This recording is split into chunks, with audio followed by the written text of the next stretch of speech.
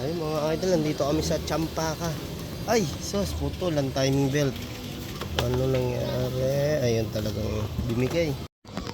Tapos yung salamat sa nagbigay ng Shingo na t-shirt namin ni pare. Yan o, uniform namin yan. Ayun, okay. Nagawa na kami dito. Ayan, papalitan namin timing belt tsaka mga oil seal mga boss, naputol. Ayan. Ha?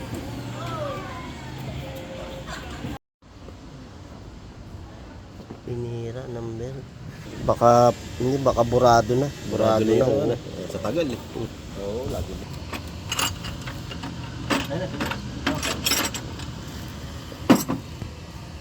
Ayun mga idol, nagamit na nga namin yung timing belt na bago. Ayan. Tsaka tensioner. Medyo nalita ako kasi may gawa kami sa shop.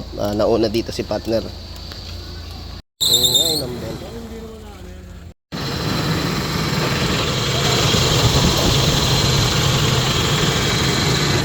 Ayan natin. Yun, okay. Hindi, ginawa ko sila PSL eh. Ayan, test drive na nga ni boss yung naputol na timing belt. Matibay ito kahit ilang ulit na in-start, hindi nasira yung makina mga boss. Naputulan ng timing belt tapos siguro mga ilang beses natin in-start.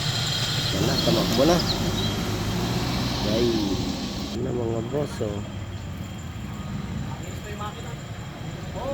Ayan, okay na mga boss. Okay na, sibat na kami. Punta na kami sa auto shop. Tugpit. Mga idol, pabalik na kami sa shop. Natapos nga namin yung naputol ng timing belt. Ayan mga boss, andito na tayo sa ating shop. Ayan, medyo puno. Doon tayo magpapark sa dulo.